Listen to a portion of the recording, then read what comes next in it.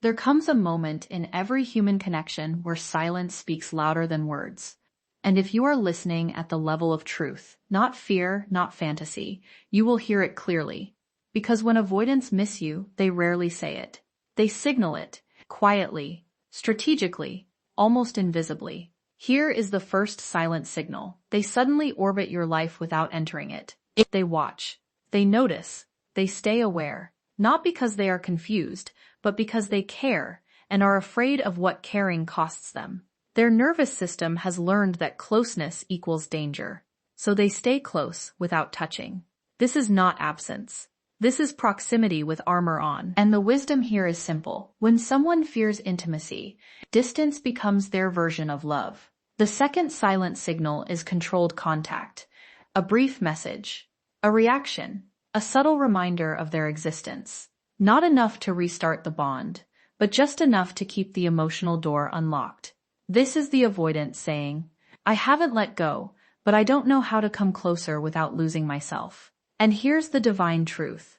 People only manage connection at the level of safety they have built inside themselves. No more, no less. The third silent signal is emotional contradiction. They appear calm, detached, even indifferent, yet their actions don't align. They resurface during meaningful moments. They show up when you rise. They pull away when things feel real. This push and pull is not manipulation. It's internal conflict, a war between longing and self-protection. And every human being caught in that war is asking the same question.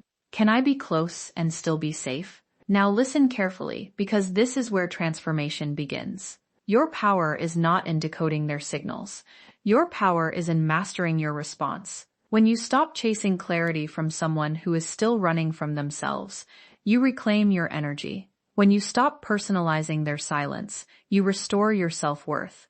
And when you stop waiting for permission to move forward, life meets you with momentum. Here is a universal principle. You do not heal by being chosen. You heal by choosing yourself. Love is not proven by longing alone. Love is proven by presence, courage, and consistency. And anyone who cannot meet you there is not your enemy. They are simply on a different level of emotional readiness. If an avoidant misses you, let that be their lesson. If you have grown, let that be yours. You were never meant to be a place someone visits when they feel lonely. You were meant to be a destination for those brave enough to arrive fully. And the moment you embody that truth, you stop reacting to silence, and you start hearing your own inner voice guiding you forward. Because the most powerful signal in any relationship is not who misses you, who you become when you no longer abandon yourself. And that is where real connection begins. Avoidants communicate longing through behavior, not words, because words require vulnerability, and vulnerability has historically felt unsafe to them. Long before an avoidant ever learned how to love, they learned how to survive. In their emotional world, expressing desire or missing someone is not romantic, it is risky. So instead of saying, I miss you, they show it in quiet, indirect, often confusing ways. This is not emotional immaturity in the way people often assume. It is emotional conditioning. Their nervous system has been trained to associate closeness with loss of control, rejection, or emotional overwhelm. As a result, behavior becomes their language. When an avoidant misses you, their actions subtly shift. They may begin to hover at the edges of your life, watching without engaging. They check your presence, notice your changes, and stay informed about you while remaining invisible themselves. This behavior is not accidental. It is a way of staying emotionally connected without crossing the internal line that triggers fear. To the avoidant, observing from a distance feels safer than stepping forward. It allows them to feel close while maintaining the illusion of independence. Avoidants often express longing through timing rather than content. They reach out during moments when emotional exposure is low, holidays, late nights, transitions, or moments of vulnerability, yet disappear when connection becomes consistent. This pattern reflects an internal push and pull. Desire draws them toward you. Desire draws them toward you.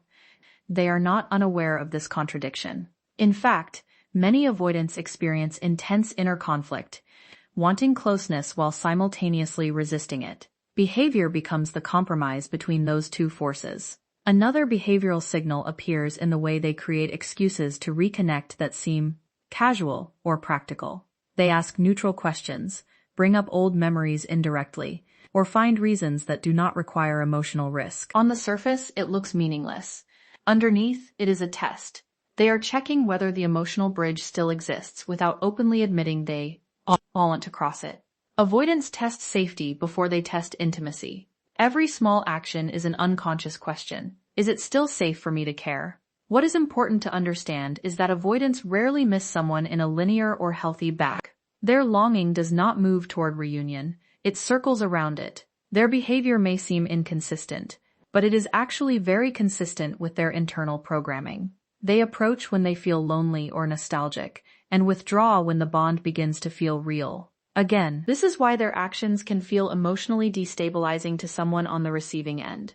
The behavior carries emotional charge but no clear direction. Avoidants also reveal longing through heightened sensitivity. They may react strongly to boundaries, independence, or emotional shifts in you. When you pull back, they notice. When you move forward without them, they feel it. Their behavior may change, becoming colder, more curious, or suddenly distant, because your emotional availability impacts them more than they are willing to admit. Indifference does not react. Detachment does not track movement. Behavior that shifts is behavior that feels. At a deeper level, avoidants use behavior because behavior allows deniability. If they never say they miss you, they never have to face the possibility of rejection, dependence, or emotional exposure. Words create accountability. Behavior allows them to retreat if fear takes over. This is why interpreting their actions without losing yourself is critical. Their behavior may communicate longing, but it does not guarantee readiness. Understanding this protects you from chasing meaning where there is no capacity for follow-through. You can acknowledge the signal without surrendering your stability. You can recognize that behavior can reveal emotion while still requiring alignment, consistency, and emotional presence to sustain a real connection. Longing without action is not love. It is unfinished emotional work. And recognizing that truth is not cold. It is clarity. Silence can be a strategy to feel safe while staying emotionally connected, especially for avoidants who experience intimacy as a threat to their internal sense of control. For them, silence is not emptiness, it is regulation. Where others use conversation to bond, avoidants use distance to calm their nervous system. Silence becomes the place where they can breathe, think, and still feel attached without being overwhelmed by expectation, responsibility, or emotional demand. To understand this, you have to recognize that avoidant attachment is rooted in early experiences, where emotional needs were met inconsistently or discouraged altogether. Connection became associated with pressure, criticism, or loss of autonomy. As a result, the avoidant learned a powerful internal rule: safety exists in self-reliance, not in emotional expression. When they grow attached to someone, this rule is activated. Silence becomes the compromise between wanting connection and needing protection. When an avoidant goes quiet, it is often because their feelings have intensified. This is one of the great paradoxes of avoidant behavior.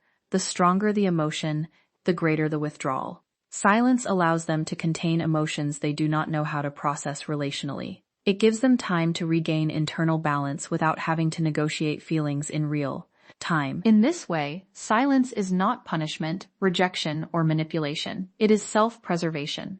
Avoidants also use silence as a way to maintain a sense of power and predictability. Emotional closeness introduces uncertainty, expectations, needs, and vulnerability. Silence reduces those variables.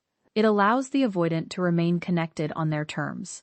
They can think about you, miss you, and feel attached without risking exposure. This is why silence often coexists with subtle monitoring, checking in indirectly, observing from afar, or resurfacing briefly before retreating again.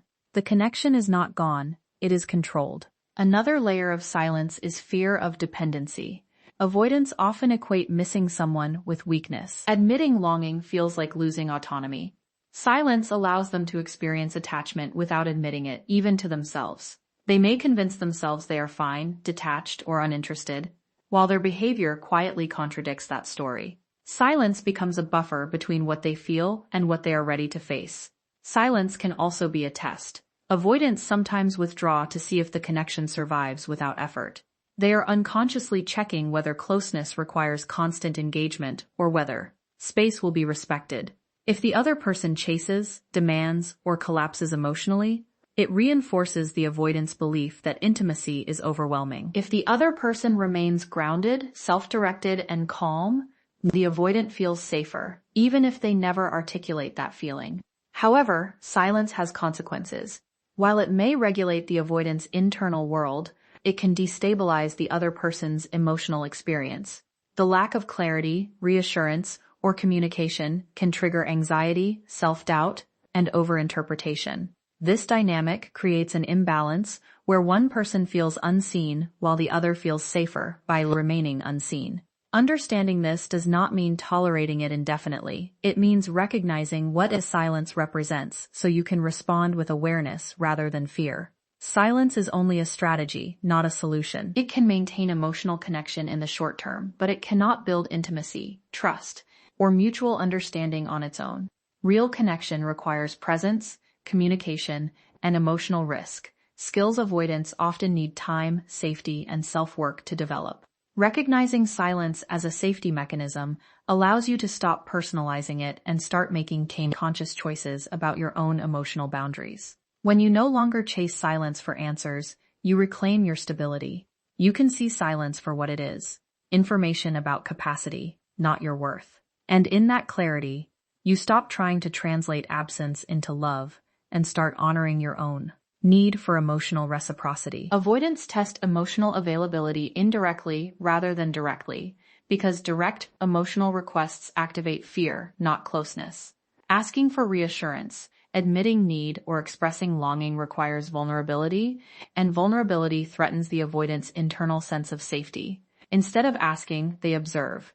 Instead of stating desire, they measure response. Testing becomes their way of gathering information while staying protected.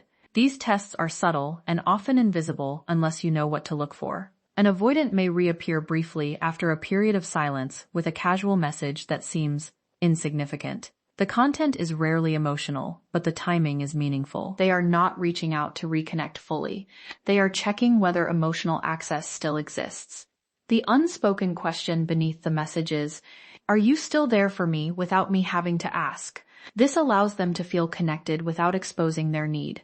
Another form of testing shows up through emotional distancing followed by observation. They may pull away intentionally to see if you chase, worry, or try to reattach.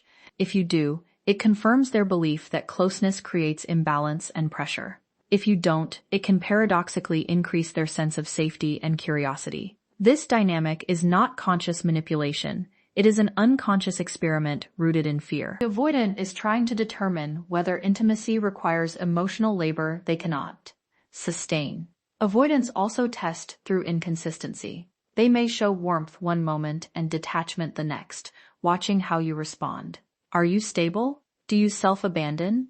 Do you over-explain? Do you remain grounded? Your reactions give them information about how emotionally demanding closeness with you might become. Consistency in yourself feels safer to an avoidant than emotional intensity, even though they rarely articulate this preference. Sometimes the test comes in the form of delayed responses or emotional neutrality. They withhold warmth to see whether you escalate or remain calm. They are measuring emotional dependency, not because they want control, but because dependency feels dangerous to them. If they sense that you require emotional reassurance they cannot give, their instinct is to retreat. The test is their way of deciding whether the relationship can exist without threatening their autonomy. Avoidants also test availability by bringing up the past indirectly. They reference shared memories, inside jokes, or moments of emotional closeness without naming their feelings. This is a low-risk way to see if emotional resonance still exists. If you respond warmly but without pressure, it reassures them. If you respond with intensity, expectation, or unresolved emotion, it reinforces their fear. Again, the test is not about love, it is about safety. What makes these tests confusing is that they are rarely followed by clear action. Passing a test does not mean the avoidant will suddenly move closer. It simply means they feel less threatened. Failing a test does not mean you did something wrong. It means the avoidant encountered an emotional experience they are not equipped to handle. Understanding this prevents you from over-functioning, over-explaining, or reshaping yourself to pass invisible exams. The deeper truth is that indirect testing reveals emotional limitation, not emotional indifference. Avoidants test because they want connection but do not trust it. They are trying to feel secure without learning how to be emotionally present. This is why responding consciously matters more than responding quickly. When you stay regulated, self-respecting, and emotionally consistent, you stop feeding the fear-based dynamic. You are not required to pass someone else's unspoken tests to be worthy of connection. Healthy intimacy does not rely on guessing, proving, or performing. When you recognize indirect testing for what it is, you gain the power to step out of the role of emotional translator and back into your own grounded center. Emotional withdrawal often masks deep attachment rather than indifference, especially in avoidant dynamics, where closeness triggers fear instead of comfort. What appears as detachment on the surface is frequently an internal effort to regulate overwhelming emotion. Avoidants do not withdraw because they feel nothing.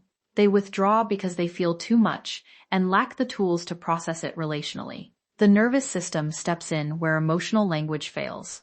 For an avoidant, attachment creates internal conflict.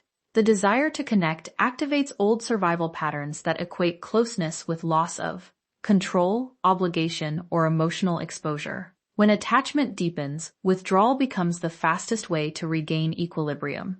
This is why avoidants often pull away right after moments of intimacy, progress, or emotional openness. The withdrawal is not a rejection of the person. It is a rejection of the emotional intensity. They do not know how to hold. This dynamic creates a painful illusion for the other person. From the outside, withdrawal looks like disinterest, fading attraction, or emotional shutdown. In reality, it is often a sign that the bond has become meaningful. Indifference does not need distance. It simply moves on. Withdrawal requires effort, restraint, and emotional energy. People do not retreat from what has no impact on them. They retreat from what destabilizes their internal balance. Avoidants often withdraw when they sense expectations forming, even unspoken ones. These expectations imply responsibility, and responsibility feels like a trap to someone who learned early that emotional needs lead to pressure or disappointment. By withdrawing, they reduce perceived demands. This allows them to maintain the connection in a suspended state, present enough to feel attached, distant enough to avoid accountability. The attachment remains, but it is contained. Withdrawal also serves as a way to maintain identity. Many avoidants fear that intimacy will erase their sense of self. When attachment grows, they experience a loss of internal boundaries. Pulling away restores their feeling of individuality. This is why withdrawal often coincides with increased focus on work, hobbies, or independence. It is not a replacement for connection. It is an attempt to stabilize the self while still caring. Another important layer is shame. Avoidants may feel ashamed of their need for closeness, especially if they pride themselves on independence. Withdrawal becomes a way to hide vulnerability, from you and from themselves. They may rationalize their distance with logic, busyness, or emotional numbness, while underneath they are struggling with unmet longing. Withdrawal allows them to avoid confronting feelings they believe they should not have. What complicates this further is that avoidants often do not consciously recognize their attachment. Their emotional world is fragmented. They may genuinely believe they are detached while their behavior, monitoring, resurfacing, reacting to your absence, reveals otherwise. Withdrawal in this sense is both a defense and a blind spot. It keeps them safe but also keeps them disconnected from their own emotional truth. Understanding that withdrawal can mask attachment does not mean tolerating chronic, emotional unavailability. It means interpreting behavior accurately so you do not internalize it as a reflection of your worth. You can acknowledge that someone may care deeply and still be incapable of showing up in a way that supports mutual intimacy. Both truths can exist at the same time. When you stop equating withdrawal with rejection, you regain emotional clarity. You no longer chase reassurance or overfunction to pull someone closer. Instead, you observe behavior as information. Attachment without capacity is not a foundation. It is a signal that emotional growth is needed before connection can be sustained. Recognizing this allows you to remain compassionate without self-abandonment. You can hold empathy for the fear driving withdrawal while still honoring your need for presence, consistency, and emotional safety. Growth begins when you stop chasing signals and start anchoring self-worth within yourself. Because chasing is not love, It is a nervous system response, seeking regulation from someone else. When you focus on decoding every silence, every delay, every mixed signal, your energy moves outward. Your sense of value becomes conditional, dependent on interpretation rather than truth. This is where emotional exhaustion begins, not because you care too much, but because you are sourcing certainty from a place that cannot provide it. Chasing signals keeps you in reaction mode. You wait, analyze, replay conversations, and assign meaning to fragments. Over time, this trains your nervous system to associate love with instability. The mind stays busy, but the heart stays unsettled. Anchoring self-worth, on the other hand, shifts you into intention. You stop asking, "What do they mean?" and start asking, "What do I need to feel emotionally safe and aligned?" That single shift changes everything. Self-worth anchored within is not arrogance or emotional detachment. It is internal stability. It means your value is not determined by someone else's capacity to show up. You can care without chasing. You can feel without collapsing. You can desire connection without sacrificing your center. This is not learned through logic. It is learned through practice, through repeatedly choosing grounded responses over impulsive ones. When you stop chasing signals, you begin to notice patterns instead. Signals are fleeting. Patterns are truthful. One message can be misread. One silence can be misunderstood. But consistent behavior over time reveals emotional availability or the lack of it. Anchoring self-worth allows you to observe patterns without self-blame. You no longer interpret inconsistency as a personal failure. You recognize it as information. This shift also restores your emotional authority. Instead of waiting for someone else to decide your worth through attention or withdrawal, you decide what behavior you will engage with. You stop negotiating your needs internally. You stop explaining yourself excessively. You stop shrinking your expectations to fit someone else's limitations. None of this requires confrontation or ultimatums. It requires clarity. Anchored self-worth changes the energetic dynamic of connection. When you are no longer chasing, you are no longer feeding avoidance. Avoidant patterns thrive on imbalance. One person reaching, the other retreating.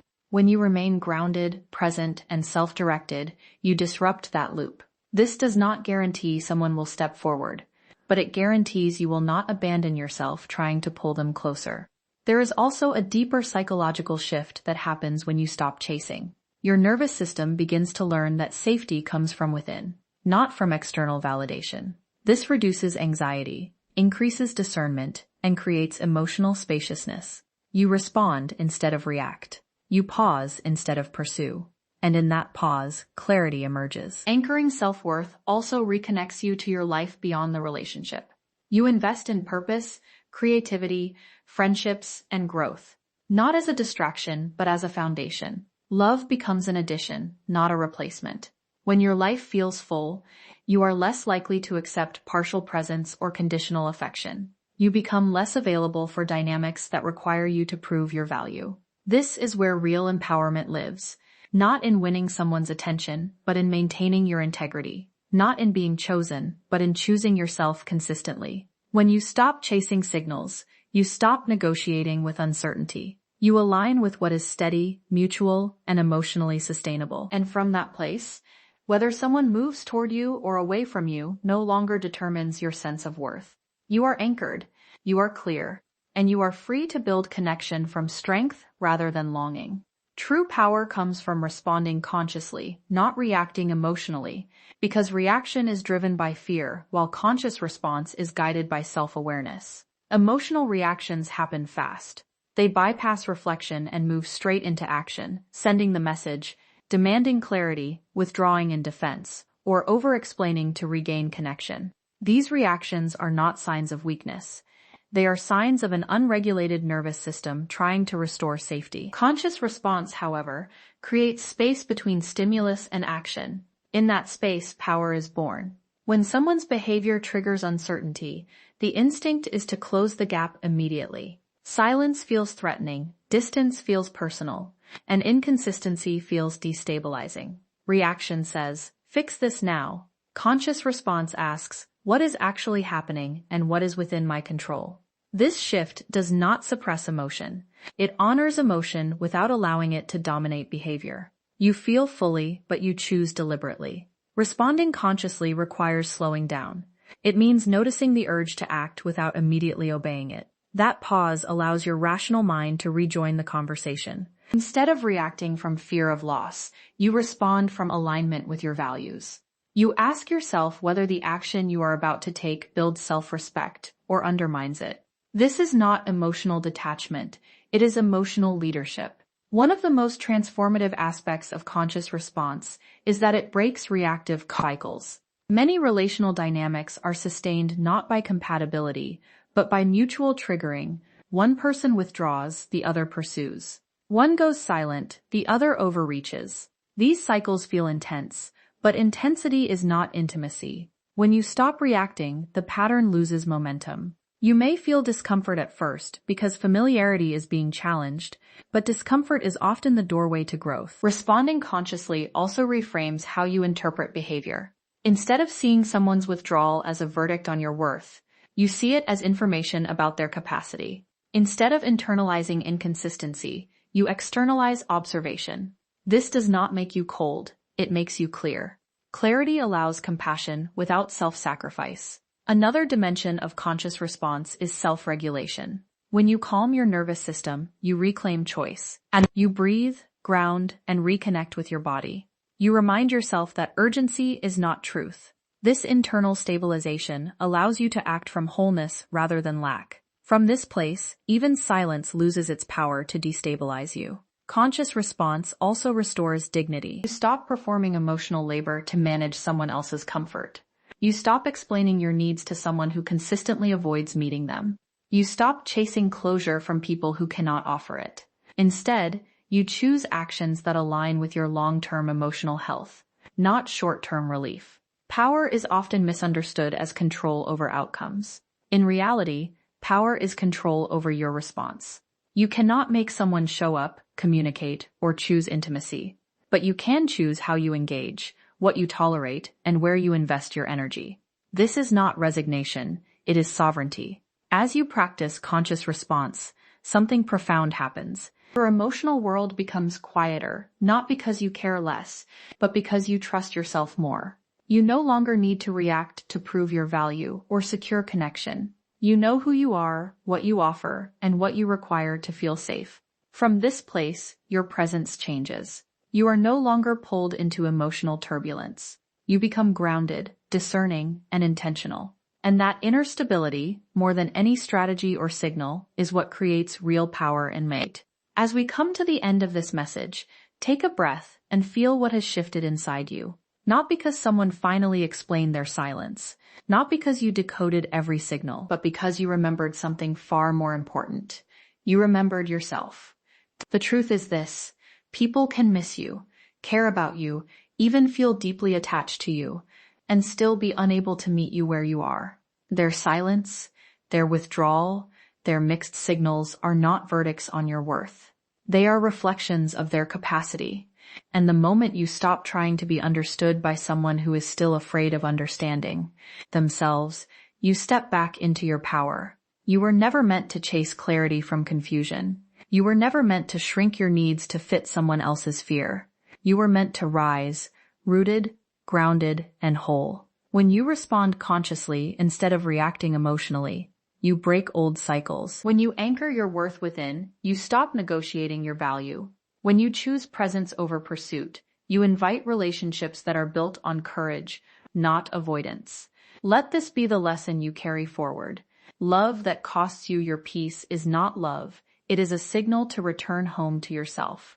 You do not need to be louder to be chosen. You do not need to wait longer to be worthy. You do not need to decode silence to be enough. You already are. So walk forward with clarity. Let your standards protect your heart. Let your self-respect guide your decisions. And trust that the right connections will not require you to abandon yourself to maintain them.